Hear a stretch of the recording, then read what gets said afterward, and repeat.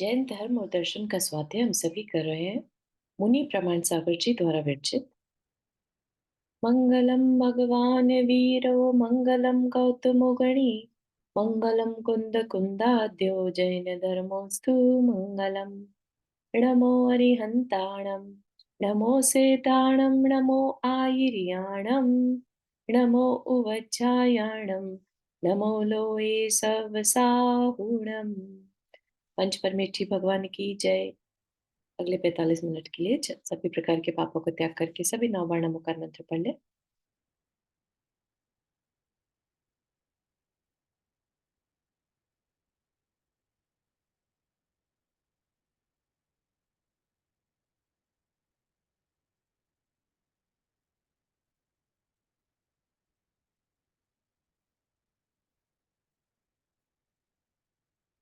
हम्म, तो आज हमारा जो विषय चल रहा है इसमें वो है मोक्ष तत्व, है ना। हमने धीरे धीरे करके सातों तत्वों को समझा। जीव, अजीव, आश्रव, बंध, संवर, निर्जरा और मोक्ष। अब लास्ट तत्व मोक्ष का चल रहा है। उसके बाद मोक्ष के साधन क्या क्या है उसके बारे में बताया जाएगा। ठीक है। तो मोक्ष की चर्चा अलग अलग दर्शनों में क्या है और जैन दर्शन में क्या है उसकी थोड़ी सी यहाँ पर एक्सप्लेनेशन दी गई है। ठीक है। तो पहले तो बता दिया कि मोक्ष है क्या। जहाँ कर्म रहित अवस्था, है ना, मुक्ति, यानी कर्म से छूट जाना, ये क्या है? ये जैन दर्शन कहता है कर्म से क्षय, कर्म के क्षय से होने वाला आत्मलाभ ही मुक्ति है। ठीक है।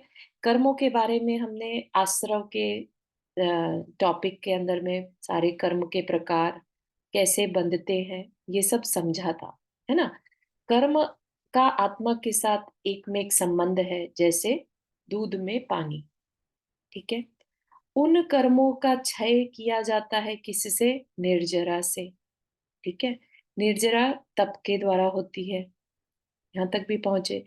जब वो कर्म का क्षय हो जाता है तो आत्म लाभ मतलब स्वयं का लाभ, यानी जो जीव है वो अपने को पा जाता है। ठीक है। अब क्वेश्चन ये आ सकता है कि मुक्ति के बाद ऊपर की तरफ जीव जाता, ऐसा सुनने में आता है। ठीक है। क्योंकि जीव जो है वो अमूर्तिक है, देखा किसी ने नहीं। करेक्ट। तो उसको बताया भी कैसे, कैसे प्रूफ कर सकते हैं? राइट। जो हम जैसे जड़ बुद्धि लोग हैं उनके लिए तो उसके लिए भी हमें कुछ प्रमाण चाहिए। ठीक है। तो उन्होंने उमा स्वामी आचार्य जो है जिन्होंने तत्वार सूत्र की रचना की, उन्होंने 4 एग्जाम्पल्स दिए। ठीक है, कि ऐसा इन नेचर भी होता है। तो यहाँ पर क्या कह रहे हैं? कर्म मुक्त होते ही जीव का शरीर कपूर की तरह उड़ जाता है। जीव का शरीर कपूर की तरह उड़ जाता है। हम्म, ऐसा कहीं कहीं पर तीर्थंकरों के लिए तो होता है। आई एम नॉट श्योर कि हर हर शरीर ऐसा ही उड़ जाता है ना। तो इसको एक बार अपने को कंफर्म करना पड़ेगा। जो मोक्ष जाता है वही जाता है, ऐसे बोला है। नहीं, यहाँ पर चर्चा मीन्स कर्म मुक्त होता है, मीन्स मोक्ष ही जाता है, तभी तो वो शरीर कपूर का बन के ऊपर जाता है। नहीं नहीं नहीं, जीव का शरीर कपूर की तरह उड़ जाता है। यू मीन जैसे कपूर उड़ते हुए दिखता नहीं है वैसा बोल रहे? हाँ। ओके।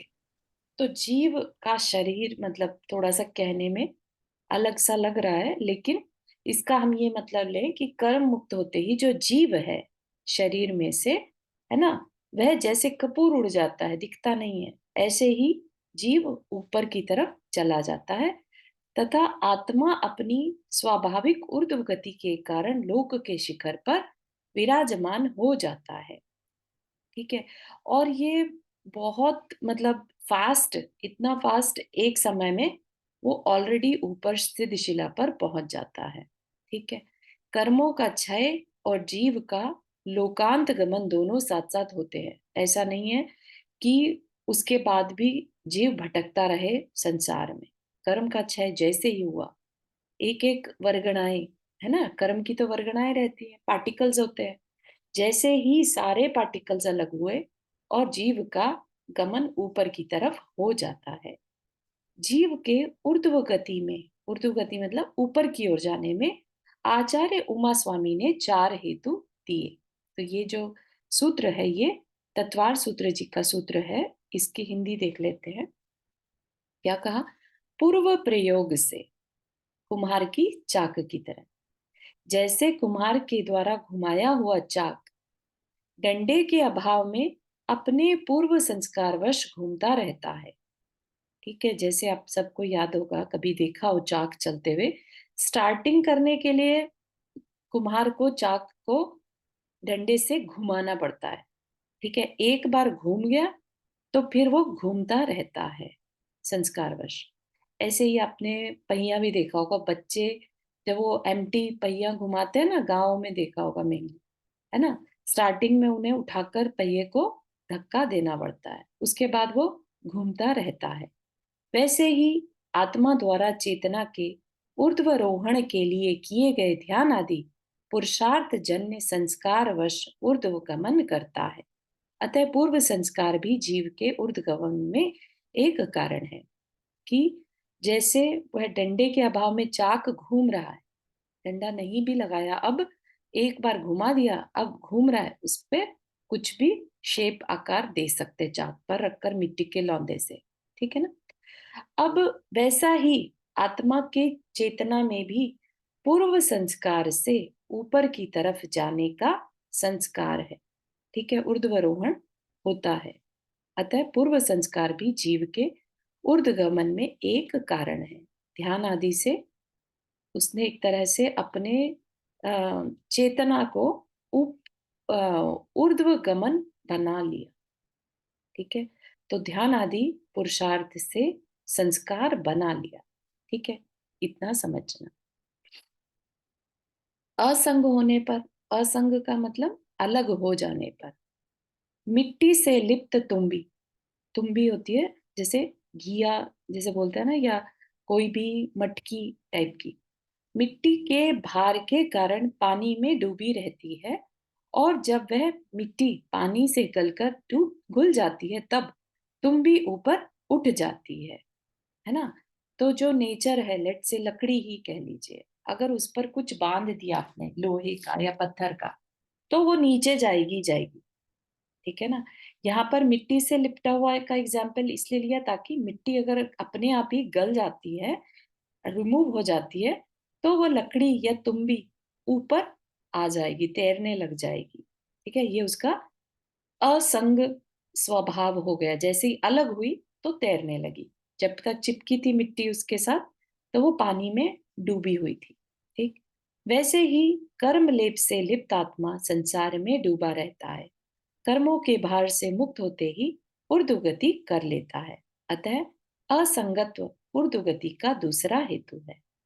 ठीक है, असंग मतलब अलग होना, संग मतलब जुड़ना, तो असंग अलग होना, तो असंग के कारण भी ऊर्ध्वगति करता है जीव। फिर है बंधन टूटने से। नेचर के एग्जाम्पल लिए हुए हैं सारे। ठीक है, तो नेचर में जीव भी तो नेचर का ही पार्ट है ना। तो इसलिए जब नेचर में ये सब कुछ अपने आप होता है, तो आत्मा अपने आप ऊपर क्यों नहीं जा सकती? इस चीज को प्रूव किया जा रहा है। ठीक है, बंधन टूटने से, जिस प्रकार अरंड का भी फल जब पककर फटता है तो उसका बीज नीचे की ओर न गिरकर उचट कर सीधे ऊपर की ओर जाता है। हाँ पूर्णिमा जी, आपने हाथ रखा। हाँ, ये पहला वाला जो था ना, एक बार फिर से बताएंगे? संस्कार में मतलब क्यों हुआ उसका? ऊर्ध्वगमन क्यों रोका उसने? ऊर्ध्वगमन इसलिए हुआ कि उसने अपने अंदर अच्छे संस्कार डाल लिए थे, ऊपर उठने वाले संस्कार। ठीक है, तो ध्यान आदि के जो संस्कार हैं जिससे उसने निर्जरा की थी, हुँ, ठीक है ना, तो वो संस्कार तो उसी के पास है, ऐसा समझिएगा।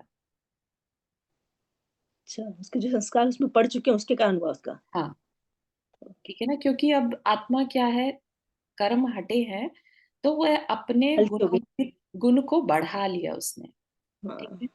हाँ। हम्म, तो उसी तरह से हो गया जैसे अपने बोलते हैं जैसे काम खाली खत्म हो गए तो उर्द गति में जैसे मुनि महाराज लोग ऊपर चले जाते हैं, वही हुआ ना मतलब? सिद्ध को लिए अम, भी ऐसे ही बोलते हैं ना अपन, वही चीज़ हुई? हाँ, मुनि नहीं, महाराज ऊपर जाना तो अलग सिद्ध चीज। सिद्ध जो है, सिद्ध लोग होते हैं वो हाँ, जा सकते हाँ, हैं, है ना? उन्हीं का ही वही चीज़ बता हुई रहे ना? हैं। वही उसी को बता रहे हैं कि वो हाँ, ऊपर वही क्यों जाते हैं। अच्छा, अच्छा। ठीक है, उसको समझाने की कोशिश की जा रही है, डिफरेंट डिफरेंट एग्जाम्पल्स। और ओके, ये ठीक है। एग्जाम्पल कोई बनाकर नहीं बोल रहा है, ये तत्वार सूत्र जी में उमा स्वामी महाराज ने, आचार्य ने बताए हैं। ठीक है। Thank you. फिर है अरंड का बीज। ऐसा एक फल रहता है ना। जब वो फटता है तो उसका बीज ऊपर की तरफ जाता है। ऐसा नहीं कि ऊपर ही रहेगा, अब ऐसा भी नहीं है, लेकिन इमीडिएटली नीचे ना आकर ऊपर की तरफ जाता है। ठीक है। उसी प्रकार कर्म बंध के टूटने से मुक्त आत्मा भी सीधे ऊपर की ओर जाते हैं। तो ये भी एक एग्जाम्पल लिया प्रकृति का, कि जब उसके साथ ऐसा हो सकता है तो जीव के साथ भी, जैसे ही वो बंधन उसका कर्म के साथ टूटा तो वह ऊपर की ओर जाता है। वे तिर्यक यानी नीचे की ओर नहीं जाते। ठीक है। वैसा स्वभाव होने से। हाँ पूर्णिमा जी, आपने आंसर किया। वैसा स्वभाव होने से जैसे निर्वात अग्नि की शिखा ऊपर की ओर ही उठती है। ठीक है। मतलब कि बिना बिना हवा वाली अग्नि एकदम ऊपर की ओर ही, अगर हवा होगी तो शायद साइड में भी चली जाए, लेकिन निर्वात अग्नि की शिखा ऊपर की ओर ही उठती है, उसी प्रकार कर्म रहित आत्मा भी स्वभाव से ही ऊर्ध्वगमन करता है। तो ये उसका नेचर है। ठीक है।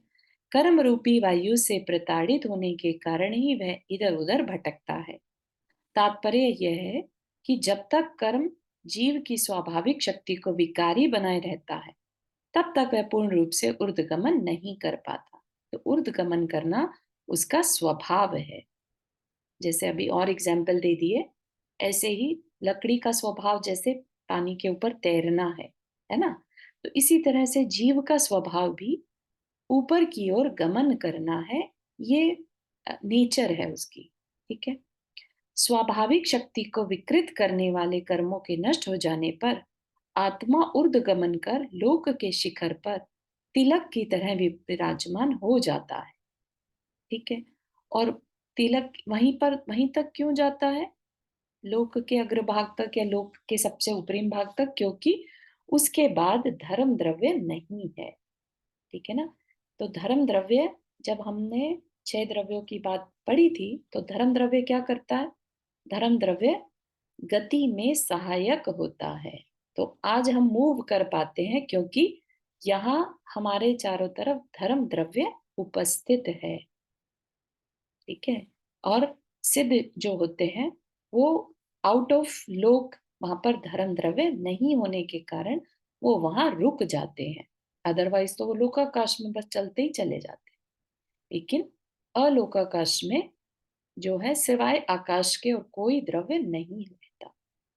ठीक है ना। और हमें मूव करने के लिए, गति के लिए धर्म द्रव्य की आवश्यकता है। तो इसलिए बताया, गति में हेतुभूत धर्म द्रव्य के अभाव के कारण उससे आगे जीव की गति नहीं होती। तो सारे जीव सिद्धालय में जाकर रुक जाते हैं। सबके जैसे छत होती है ना, छत पर कोई बलून कभी देखा हो, है ना, हीलियम का बलून उड़ जाए और वहां पर छत हो तो वो वहां जाकर रुक जाता है। इसी तरह से जो है सब जीव आत्माएं विदाउट शरीर उस जो लोक लोक का एंड पार्ट है वहां पर जाकर रुक जाते हैं। सबके सिर तो नहीं कह सकते, ऊपरी हिस्सा टकराता है। ठीक है। पुनः आगमन नहीं। ऊर्ध्व गति होने के बाद तो ये भी क्लियर कर रहे हैं कि एक बार ऊपर पहुंचे, है ना, एक बार घी निकल गया अगर दूध में से, तो अब वो कितना भी आप उस घी को दूध में मिलाओ या पानी में मिलाओ, वो अब उसमें वापस से अपनी अशुद्ध अवस्था में नहीं आएगा। ठीक है ना। ऐसे ही स्वर्ण है, एक बार शुद्ध हो गया तो कितना भी कीचड़ में डाला जाए, अपनी शुद्ध अवस्था को नहीं छोड़ता। ठीक है। ऐसे ही आत्मा भी एक बार शुद्ध होने के बाद वापिस से अब अशुद्ध नहीं होता। तो जो संसारी प्राणी है, जब तक संसार है तब तक अशुद्ध है। ठीक है। ऊर्ध्वगति होने के बाद आत्मा का किसी भी परिस्थिति में पुनरागमन नहीं होता। कोई कह दे कि महावीर भगवान दोबारा उत्पन्न हो गए, ऐसा नहीं। ये क्लैरिटी होनी चाहिए। ठीक है। तो जितने भी तीर्थंकर हुए सब के सब सिद्ध हो चुके हैं, तो वो अब दोबारा जन्म नहीं लेने वाले। ठीक है। जिस प्रकार बीज को जला देने पर वह अंकुरित नहीं होता, उसकी पुनरुत्पत्ति नहीं होती, उसी प्रकार राग द्वेष के अभाव हो जाने पर मुक्त आत्माओं का संसार में पुनर्आगमन नहीं होता। राग द्वेष की स्थिति में उत्पत्ति, राग द्वेष ही संसार में उत्पत्ति के बीज है। कारण के बिना कार्य नहीं होता। ठीक है। तो हम अगर संसार में हैं तो हम राग द्वेष के कारण हैं और हम अशुद्ध हैं। अवतारवाद असंगत। मतलब अपन ने ये भी मोक्ष के बाद सीधे जो ऊर्ध्वगमन करती है आत्मा उसके बारे में पढ़ा जी, जी, है ना? बिल्कुल सही। हाँ, ठीक है। अब इसमें कुछ जो दूसरे दर्शन है ना, वो अवतारवाद कहते हैं। भगवान बनने के बाद भी अवतार ले लेते हैं। ऐसा कि भाई बहुत धर्म अधर्म बढ़ गया तो भगवान जन्म लेंगे फिर से, ऐसा मानते हैं, है ना। तो उस चीज को बता रहे हैं। कुछ दार्शनिक आत्मा के मुक्त हो जाने के बाद उनका संसार में पुनः आगमन मानते हैं। उनके मतानुसार जब जब धरती पर धर्म का नाश होता है, अधर्म बढ़ता है, तब ईश्वर धर्म का प्रस्थापन करने के लिए संसार में अवतरित होते हैं। तो यह जो बात है ना, वो ठीक नहीं है। भागवत गीता में आता है ऐसी चर्चा। उक्त बात तर्क संगत प्रतीत नहीं होती, क्योंकि अवतरण नीचे उतरने का द्योतक है। अव का मतलब होता है नीचे आना। ठीक है। तो अवतरण नीचे उतरने का द्योतक है। एक बार मुक्त हो जाने के बाद पुनः संसार में आने का कोई कारण नहीं बनता। यदि बनता है तो फिर मुक्त होने का कोई अर्थ नहीं है, क्योंकि मुक्ति तो पूर्णता का नाम है। संसार में लौटना अपूर्णता की निशानी है। अकस्मात कोई कार्य नहीं होता। यदि अकस्मात ही उनका पुनर्आगमन होता है, तब तो किसी जीव को कभी भी मोक्ष हो ही नहीं सकता, क्योंकि मुक्ति हो जाने के बाद भी अकारण ही उनका पुनः आगमन हो जाएगा, है ना। फिर तो पता चला कोई जीव सिद्ध हो गया और अकारण ही नीचे अवतार ले लिया, ऐसा नहीं। तो क्लैरिटी के लिए बता रहे हैं कि एक बार सिद्ध बन गए तो नीचे नहीं आएंगे। जैन दर्शन में जीव को दूध में घी की तरह माना गया है। जिस प्रकार मथने भाने आदि क्रिया विशेषों से एक बार दूध से घी को अलग कर देने पर घी पुनः दूध रूप नहीं होता, है ना। ये सबको प्रोसेस थोड़ा सा पता होगा कि दूध से घी कैसे निकलता है, राइट। हम मक्खन बनता है पहले, है ना, फिर उस मक्खन को दही में मिला के रखा जाता है, बिलोया जाता है, राइट। तो प्रोसेस है पूरा। ठीक है ना। फिर उसको बिलोने के बाद उसका जो मक्खन निकला है उसको गर्म किया जाता है, राइट। गर्म के बाद फिर उसमें से घी बनता है। तो एक प्रोसेस है। तो क्रिया विशेषों से एक बार दूध से घी को अलग कर लेने पर घी पुनः दूध रूप नहीं होता। उसी प्रकार आत्मा भी एक बार शुद्ध हो जाने के बाद पुनः अशुद्ध नहीं होता, न ही वह दोबारा संसार में लौटता है, बल्कि लोक शिखर पर विराजमान हो जाता है। अतः अवतारवाद को मानने का कोई औचित्य समझ में नहीं आता। जैन दर्शन में इसीलिए अवतारवाद को स्थान नहीं दिया गया है। ठीक है। तो अवतार वर्ड नहीं कहा जाता। ठीक है। अवतार जैसे कहते हैं ना, इवन आरती में कई बार एक वर्ड यूज करते हैं, कुंडलपुर अवतारी। तो अवतार वर्ड वहां पर बहुत अच्छा नहीं है। ठीक है ना। अवतार ऐसा लगता है जैसे किसी ने अपना रूप अवतार ले लिया हो। ठीक है, वैसा। वस्तुतः जैन दर्शन अवतारवादी नहीं है, उत्तारवादी है।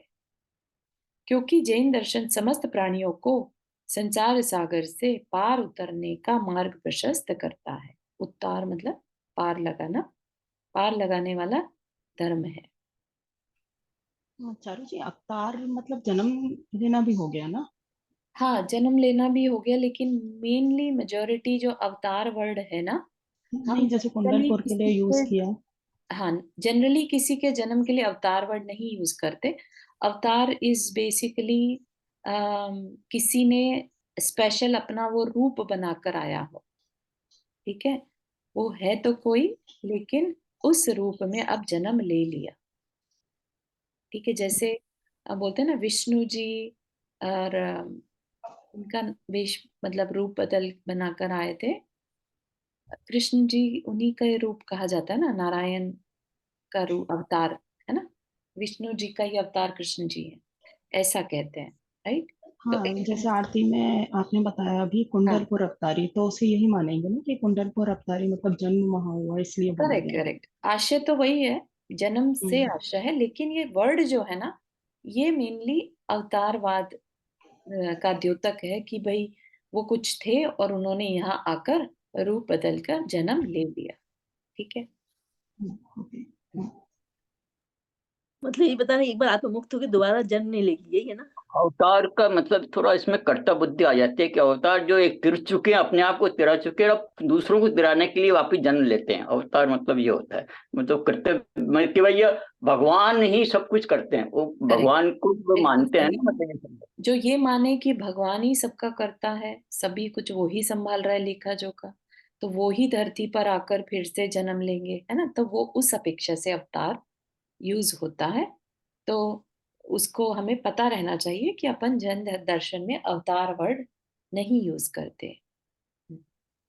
इसके अतिरिक्त मुक्त आत्माओं जो के कर्मों के जो कर्मों की जो ये सारी बातें कही है ना, कर्मों का क्षय, वो ये सिर्फ कि भाई ये हल्की चीज होती है वो ऊपर जाती है, ये बताने के लिए सारा हुआ है। वैसे मोक्ष तो जो है सिर्फ, मोक्ष का मतलब तो होता है कि मोहनीय कर्म का क्षय हो जाना, वो मोह कर्म मोक्ष है। मोक्ष दो तरह का होता है, एक द्रव्य मोक्ष, एक भाव मोक्ष। तो चार घातीय क्रम जब नष्ट हो जाते हैं, केवल ज्ञानी हो जाते हैं, अनंत भगवान, वो एक भाव मोक्ष कहलाता है। और जब वो असहारिक हो जाते हैं, सिद्ध से लाभ चले जाते हैं, वो द्रव्य मोक्ष कहलाता है। बिल्कुल तो सही, बेसिकली मोह क्रम खत्म होना ही मोक्ष है, एक तरह से। बिल्कुल सही। Thank you uncle for sharing. इसके अतिरिक्त मुक्त आत्माओं के पुनर्आगमन नहीं होने में एक दूसरा वैज्ञानिक कारण भी है, वह है गुरुत्व का अभाव, मतलब ग्रेविटी। गुरुत्व स्वभाव वाले पौद्गलिक पदार्थ ही ऊपर से नीचे गिरते हैं, मुक्त आत्माओं में यह नहीं होता। संसारी आत्मा कर्म पुद्गलों के संयोग से गुरुत्व रूप हो जाती है। कर्म पार्टिकल जुड़ने से उसमें ग्रेविटी फोर्स वर्क करती है, मुक्त आत्माओं में उसका अभाव हो जाता है। अतः पेड़ से टूटने वाले फल के टपकने की तरह मुक्त आत्माओं की मोक्ष से च्युति नहीं होती, और न ही पानी भर जाने से जहाज की तरह डूबना होता है। तो एनीवेज ट्राई किया गया यहाँ पर किसी मतलब वैज्ञानिक तरीके से भी, अदरवाइज स्वाभाविक रूप जो है आत्मा का ऊपर की तरफ जाना ही है, ठीक है। अब कई लोगों का ऐसा प्रश्न होता है कि अरे सब सिद्ध बन जाएंगे तो संसार तो खाली हो जाएगा, है ना, ऐसी चिंता रहती है कई लोग को। इसकी हम इसलिए मोक्ष का प्रयास नहीं करते कि फिर संसार में कौन रहेगा, ठीक है। तो इस तरह की अज्ञान वाली बातें भी करने वाले पाए जाते हैं। तो यहाँ पर उसको क्लैरिटी दे रहे हैं कि नहीं, ऐसा मत सोचो कि संसार कभी भी खाली होगा।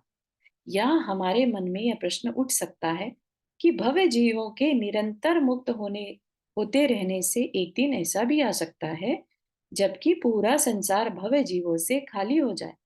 उक्त प्रश्न के लिए भी कोई अवकाश नहीं है, क्योंकि भव जीवों की राशि अनंत है ना। एक आलू की नोक पर ही अनंत अनंत जीव राशि होती है। तो आप सोचिए कितनी वेजिटेशन एक छोटे से एरिया में होती है, और पूरे 3 लोक में, है ना, 3 लोक में, मनुष्य 2.5 लोक में है, लेकिन वेजिटेशन वनस्पति का एक तो हर जगह हो सकता है ना।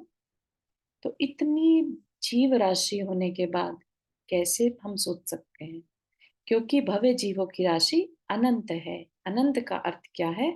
वह राशि जो आय रहित व्यय होते रहने के बाद भी अव्यय हो, अर्थात जो की त्यों बनी रहे। क्योंकि वर्ड यूज किया अनंत, अनंत, है ना, जिसका अंत ना हो वह। तो जिसका अंत है ही नहीं, तो भव्य जीव तो बने ही रहेंगे। जिस प्रकार भविष्य काल प्रति समय घट रहा है, फिर भी वह अनंत ही है। काल अनंत होता है ना, उसका कोई एंड नहीं है, जबकि समय हर समय बढ़ रहा है ना। 1/24, 2/24, 3/24, 4/24, ऐसा करते करते समय यूज अप हो रहा है, लेकिन ऐसा नहीं है कि उसका एंड आ जाएगा। ठीक है, जैसे काल का एंड नहीं है, ऐसे ही जीव राशि का भी एंड नहीं है। अनंत अनंत, उसकी राशि में कोई न्यूनता नहीं आती। जब भी भविष्य काल की परिगणना की जाती है, वह अनंत ही रहता है। यद्यपि वह प्रति क्षण क्षीण हो रहा है, उसी प्रकार निरंतर मुक्त होते रहने से यद्यपि जीव राशि में न्यूनता आती है, फिर भी उस राशि का कभी भी अंत नहीं होता। परिमित वस्तु ही घटती बढ़ती है तथा उसी का अंत संभव है। परिमित मतलब लिमिटेड। कोई चीज की लिमिट हो तब तो हम मान के चले, है ना। 1 किलो चीनी अगर है तो वो तो खत्म होती नजर आ सकती है, लेकिन जब हम वर्ड यूज करते हैं अबंडेंस, है ना, अक्षय जो भंडार होते हैं, ठीक है ना, जैसे मुनि महाराज हैं और उनको भोजन कराया, अक्षीण महानस उनके पास रिद्धि है, तो पूरा 2.5 द्वीपी आकर खा ले तो भी उस पात्र में उस दिन के लिए अनाज जो है खत्म नहीं होगा, भोजन खत्म नहीं होगा। इस तरह की जो व्यवस्था होती है ना अनंत की, वो दिमाग में रखना चाहिए। अपरिमित वस्तु में न्यूनता अधिकता तथा सर्वथा विनाश होने का प्रश्न ही नहीं उठता। अपरिमित, एंडलेस, भव्य जीव राशि अनंत है, अतः उनके मुक्त होते रहने पर भी संसार के भव्य जीवों से खाली होने की कोई आशंका नहीं रहती। अब है मुक्त आत्मा कैसी होती है ना। सभी को एक क्वेश्चन उठता होगा कि किस तरह से सिद्ध जो ऊपर जाते हैं, है ना, वो उनका आकार क्या होता है। ठीक है, इंटरेस्टिंग सा है, क्योंकि शरीर तो है नहीं, दिखते वो है नहीं, है ना, तो आकार होता भी है कि नहीं। तो कुछ भारतीय दार्शनिक मुक्त आत्मा को आकृति शून्य निराकार मानते हैं। कोई आकृति नहीं है, भले ही वो दिखाई ना दे, राइट, लेकिन कुछ आकृति हो सकती है। जैन दर्शन उनके उक्त मत से सहमत नहीं है। ठीक है, ऐसा नहीं कह रहे कि उनका रूप है, वो पुद्गल नहीं है उनके साथ अटैच्ड, है ना। जीव क्या है? चेतन है, पुद्गल नहीं है, राइट। तो रूप रस गंध स्पर्श उसके पास नहीं है। फिर भी जैन दर्शन में आत्मा को अमूर्तिक मानते हुए भी उसे आकृति शून्य नहीं माना गया। इंद्रियों से दिखाई नहीं पड़ने के कारण ही मुक्त आत्मा को जैन दर्शन में निराकार कहा गया है। निराकार मतलब अमूर्तिक, अदृश्य। इसलिए जैन दर्शन में जीव निराकार होते हुए भी आकृति शून्य नहीं है, अदृश्य है लेकिन आकृति है। इस दृष्टि से मुक्त जीवों का आकार मुक्त हुए शरीर से कुछ कम होता है। क्या होगा? जिस अवस्था में जिस साइज के साथ, फॉर एग्जाम्पल आदिनाथ भगवान 500 धनुष के थे, ठीक है, 500 धनुष बराबर में एक धनुष 6 फीट का, राइट। तो 500 धनुष का मतलब हुआ 3000 फीट, राइट। तो आदिनाथ भगवान 3000 फीट के शरीर को धारण करते हुए उन्होंने अपने शरीर को छोड़ा था, ठीक। तो मुक्त जीव के अंतिम शरीर से कुछ कम, तो वो 500 धनुष से या 3000 फीट से कुछ कम, ठीक है। कुछ कम क्यों? तो जो नाक, कान, नाखून आदि अंगों पांव खोखले होते हैं, उनमें आत्म प्रदेश नहीं होते। ठीक है, तो वो उतना जगह सिकुड़ जाएगा, लाइक उतना स्पेस कम हो जाएगा। ठीक है, तो कुछ कम वर्ड यूज कहा जाता है। तो महावीर भगवान 7 हाथ के थे, एक हाथ बराबर में 1.5 फीट यानी 10 फीट के, राइट। तो आदिनाथ भगवान 3000 फीट कुछ कम और महावीर भगवान 10 फीट कुछ कम के सिद्ध बने। ठीक, फिर जिस शेप में, लाइक पद्मासन या खड्गासन, 2 ही तरीके से सिद्ध पॉसिबल है, अवस्था पॉसिबल है।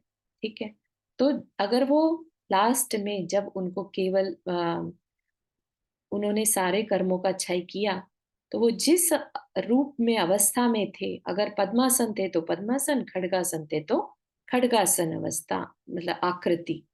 ठीक है, उस आकृति में ऊपर अवस्थित हो जाते हैं। ठीक है, मुक्त आत्मा छिद्र रहित होने के कारण अपने पहले के शरीर से कुछ कम, लगभग 1/3 कम। ये क्या मतलब हुआ 1/3 कम? किसी को है जानकारी? मतलब 1/3 का मतलब बहुत ही नगण्य टाइम, आप समझ लीजिए, एक उससे कुछ कम। हाँ, बहुत एक कम। बटा मतलब बहुत कम, मतलब एक तरह से वही आकार होता है, एक जो अपने छिद्र में आत्म प्रदेश नहीं होते हैं वो छोड़ के वैसा ही आकार होता है। दूसरा, एक और चीज है, अपन यहाँ पे थोड़ा सा लोगों को कंफ्यूजन है कि भाई आकार क्या, जब कैसे, मतलब आकार का वो समझ में नहीं आ रहा है। कोई कहता होता है, कोई कहता निराकार है।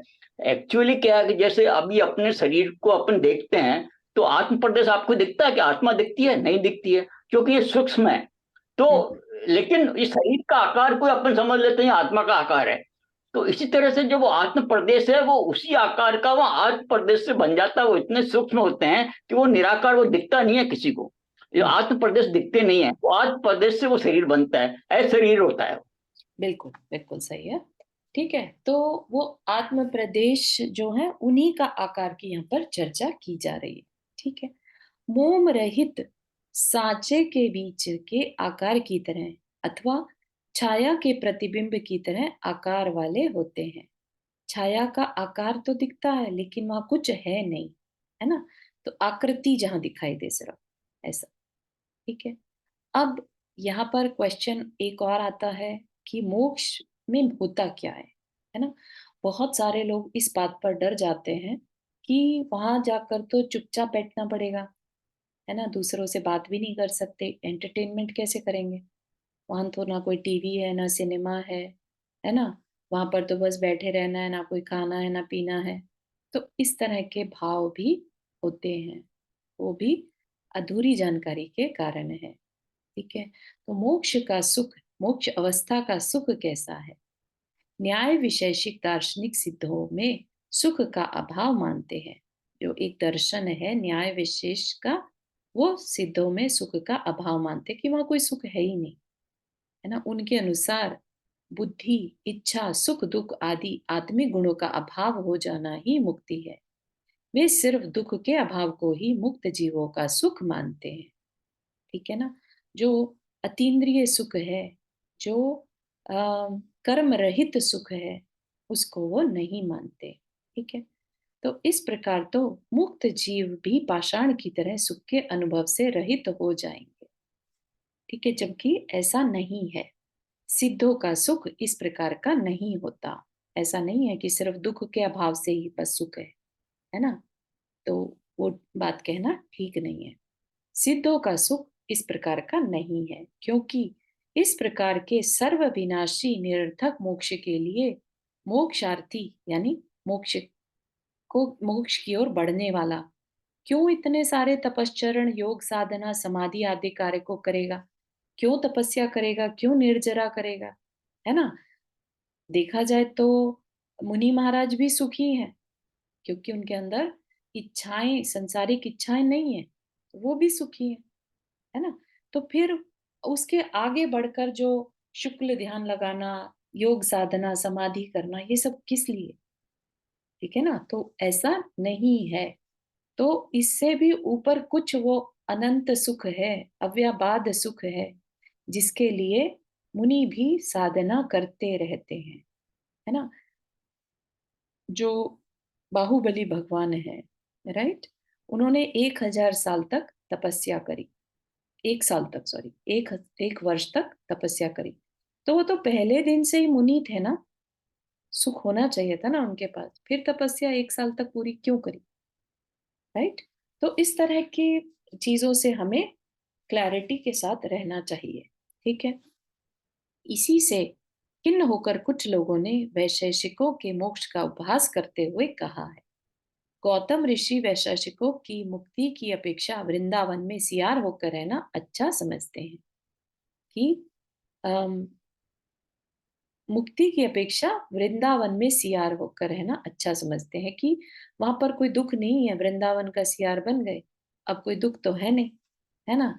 तो ये भी अच्छा मुक्ति का एक उपाय है ऐसा। तो इस तरह की बातों में नहीं जाना। जैन दर्शन क्या कहता है, मुक्त आत्माओं का सुख मात्र दुख का अभाव रूप ही नहीं होता, अपितु मुक्त आत्माओं का सुख इंद्रियातीत आत्मा से उत्पन्न हुआ, विषयों से अतीत, विषय मतलब इंद्रिय विषय, इंद्रियां ही नहीं है तो भी वहां पर अव्यापाद सुख है। तो इसका क्या मतलब है, आत्मा अपने ही सुख से, अपने से ही सुख को पा रहा है, उसका अनुभव कर रहा है, ठीक है ना। तो इंद्रियों से जैसे हम कुछ देख कर, खाकर, पहनकर सुख मानते हैं ना, वो वाला सुख तो वहां उसकी चर्चा ही नहीं है, क्योंकि वो तो है ही नहीं, शरीर ही नहीं है ना, इंद्रियां ही नहीं है। लेकिन फिर भी अव्याबाद अनंत सुख बताया है, इसका मतलब आत्मा अपने ही स्वयं के सुख को स्वयं के द्वारा भोगता रहता है। तो आत्मा से उत्पन्न हुआ, है ना, विषयों से अतीत, अतीत मतलब रहित, अनुपम जिसकी कोई उपमा नहीं है, जिसे बताया नहीं जा सकता, अनंत और विच्छेद रहित होता है, अव्याबाद रुकता नहीं है। संसार के सुख विषयों की पूर्ति, वेदना का अभाव और पुण्य कर्मों के इष्ट फल रूप है ना। हमें जो सुख फीलिंग में आता है वो कर्म के आश्रित होता है। साता वेदनीय कर्म का उदय है तो जिस अवस्था, जो भी कोई सिचुएशन है, हमें अच्छा लगने लगता है ना। असाता वेदनीय फल है का फल है, हमें दुख लगने लगता है, ठीक है ना। जबकि मोक्ष सुख कर्म क्लेश के क्षय से उत्पन्न परम सुख रूप है। तो क्योंकि हम लोग सब कर्म के साथ हैं, है ना, हम उस सुख की अनुभूति भी नहीं कर पाते।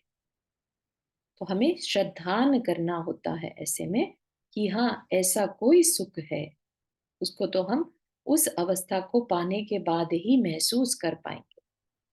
सारे लोक में ऐसा कोई पदार्थ नहीं जिसकी उपमा सिद्धों के सुख के लिए दी जा सके, वह सुख अनुपम है, ठीक। संसारी जीवों का सुख इंद्रियाधीन होने के कारण, होने के साथ बाधा सहित है ना। हमारे सबके लिए तो आश्रित है, क्योंकि इंद्रियां नहीं है, अगर लेट से किसी की आईज नहीं है तो वो अब देख नहीं पाएगा, तो देखने का जो सुख था वो नहीं मिल रहा, ठीक है ना। हाँ पूर्णिमा जी, आपने हाथ रेस किया। हाँ, एक बार फिर से बताएं, क्या मुक्त आत्मा का सुख मात्र दुख अभाव है क्या, मतलब क्योंकि सब चीज एक सी चीजें बार बार बोल रहे हैं ना, तो उसमें थोड़ा नहीं, कंफ्यूज बार लग रहा बार है। रिपीट मैं नहीं कर रही हूँ। मुक्त आत्माओं का सुख, मुक्त आत्माएं समझ में आ रहा है, मुक्त आत्मा जो हाँ, सिद्ध जो आत्मा हो चुके हैं, सिद्ध हो चुकी है, हाँ। करेक्ट, उनका सुख कैसा है, इंद्रियातीत। अच्छा, इंद्रिया, इंद्रिया है ही नहीं उनके पास। एग्जैक्टली, उनके पास शरीर ही नहीं है ना, हाँ, ठीक है ना। तो जीव अपने में से उत्पन्न हुआ अनुपम, अनंत और विच्छेद रहित सुख को भोगते हैं, अतीत, ठीक है? अनुपम। तो ऐसा नहीं मानना कि वहां चारों सुख जी, है थोड़ा ही। मैं यार थोड़ा सा ब्रीफ में थोड़ा बताऊं एक्चुअली हाँ, दीदी, मतलब थोड़ा एग्जाम्पल से दूंगा, थोड़ा सिंप्लीफाइड हो जाएगा।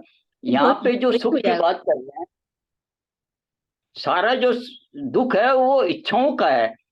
तो क्या, जैसे कि अगर अपने किसी मच्छर को या छोटे सूक्ष्म जंतु को देखते हैं, एक इंद्रिय जीव को, तो हम सोचते हैं यार इसका तो कोई अस्तित्व नहीं है यार, इतने बड़े ब्रह्मांड में ये क्या है, एक छोटी सी चीज, अपने बहुत तुच्छ समझते हैं। इसी तरह अपन इतने बड़े ब्रह्मांड में अपना अस्तित्व क्या है? कुछ भी नहीं है। तो अपनी जिज्ञासा रहती है यार, इतना बड़ा ब्रह्मांड है, मैं उसको भी जानूं, उसको भी जानूं, उसको भी जानूं। तो ये जानने की जो इच्छा रहती है ना, क्योंकि वो खत्म ही, वो कल्पना करता रहता है कि यार मैं इसको भी जान लूं, ये भी कर लूं, वो भी कर लूं। तो ये जो विकल्प पैदा होता है, यही दुख का कारण है, यही इच्छा के कारण दुख होता है।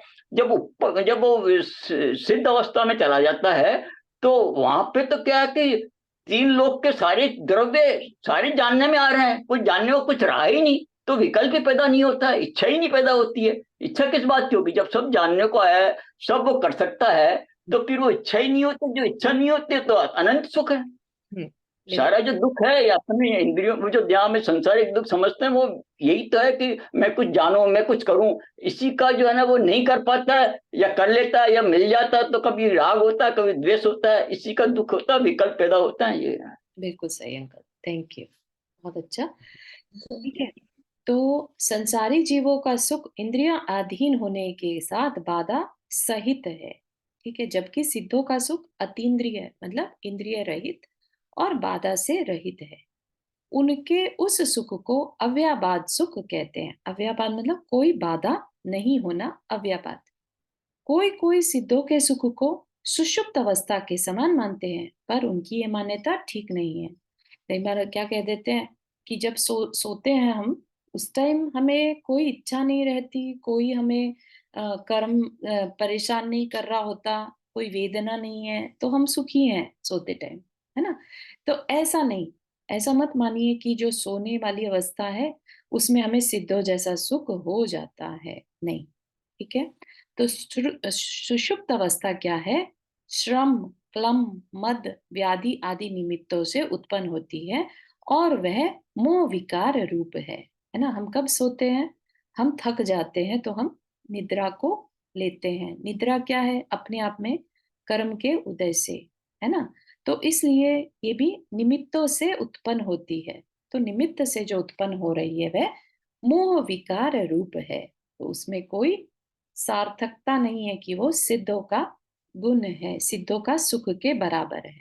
ठीक है, अब जो लास्ट टॉपिक रह गया, before we move on to the next one, अन्य दर्शनों में मोक्ष का स्वरूप क्या है? एक दृष्टि इतर दर्शनों में मान्य मोक्ष पर भी डाल ले। क्या है इतर? मतलब जो जैन नहीं है वो इतर, इतर मतलब दूसरा। इतर का मतलब क्या होता है? दूसरे दर्शन। ठीक है, तो इतर दर्शनों में मान्य मोक्ष, मोक्ष वर्ड तो अन्य दर्शन भी मानते हैं, लेकिन जैसा स्वरूप जैन दर्शन में बताया वैसा स्वरूप मानते हैं कि नहीं? कैसा स्वरूप? कि जीव कर्म रहित होने के बाद ऊपर जाता है, लोकाग्र में स्थित हो जाता है अपने अंतिम आकार के अनुसार। और क्योंकि वहां पर धर्म द्रव्य नहीं है उसके बाहर, तो वहां वह उससे बाहर वो नहीं जा पाता। ये एक लॉजिक है ना। और अब वह वहां पर अनंत काल तक अनंत सुख को भोगता रहता है। ठीक, ऐसा जैन दर्शन का हमें जो मोक्ष का स्वरूप है वो याद रखना होगा। फिर बोध क्या कहते हैं कि बौद्ध दर्शन में दीपक के बुझने की तरह चित्त संतति के अभाव को मोक्ष माना गया। जैसे दीपक बुझ गया, इससे उच्छेदवाद का प्रसंग आता है। उच्छेदवाद क्या हुआ? नहीं, ये एक्चुअली बौद्ध धर्म में क्या होता है कि एक पर्याय जब खत्म हो जाती है, जैसे मनुष्य पर्याय से वो दूसरी भाव में चला गया, तो फिर वो कहता है कि वो नया जीव आता है, वो जीव खत्म हो गया वहीं पे। मतलब हर पर्याय में। तो यहाँ पे जैन धर्म कहता है भाई पर्याय तो हम कहते हैं हर समय पर्याय बदलती है, इसका मतलब हर समय नया जीव होता है। यहाँ पे थोड़ा सा कंट्रोवर्सी जो है वो ये क्या समझते हैं, वो भी ये सब मानते हैं कि भैया काराम ये सब तो मानते हैं, लेकिन वो मानते हैं कि एक पर्याय खत्म होने के बाद में जब नया पर्याय मतलब नया भाव में जाएगा तो वो नया जीव होगा। तो यहाँ पे जैन दर्शन कहता है कि भाई हम पर्याय तो हर समय के एक समय के पर्याय मानते हैं, एक समय बाद दूसरी नई पर्याय आती है, इसका मतलब हर समय नया जीव होता है। ये एक्चुअली थोड़ा डिफरेंट। हाँ, तो इसको अपन अगले सेशन में एक बार ले लेंगे, क्योंकि लंबा टॉपिक है और समझना जरूरी है कि वाकई क्या कहते हैं, थोड़ा थोड़ा, है ना। और फिर उसके बाद मोक्ष के साधन क्या है, इसको अपन कंटिन्यू करेंगे। ठीक है, आज का अपना समय हो गया है। ठीक है, यहाँ तक के किसी को कुछ क्वेश्चन है तो पूछ सकते हैं।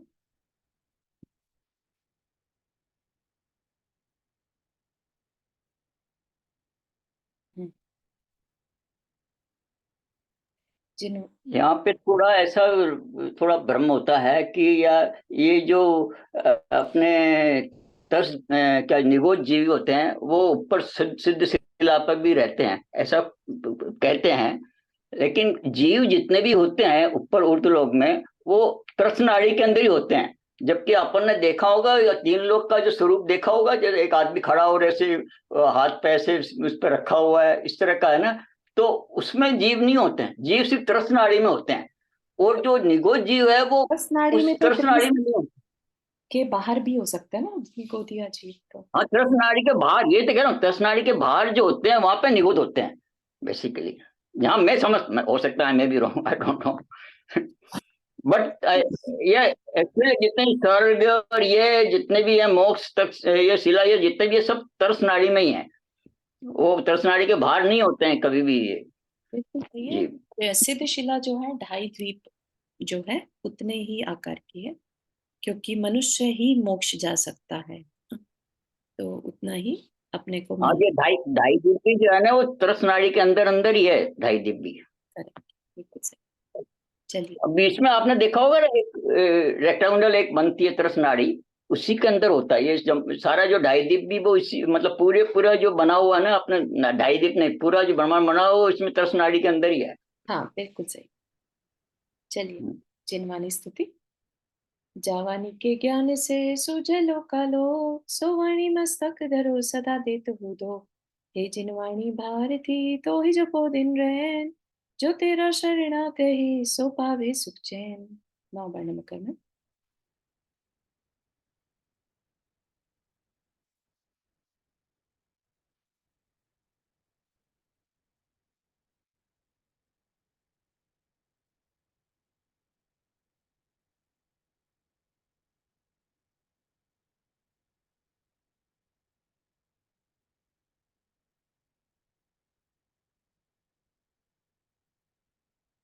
सभी को जय जिनेन्द्र। जय जिनेन्द्र। चारों जो सभी को। जय जिनेन्द्र सभी को। ये चारों जी दोबारा से एक बार सभी करिएगा। को।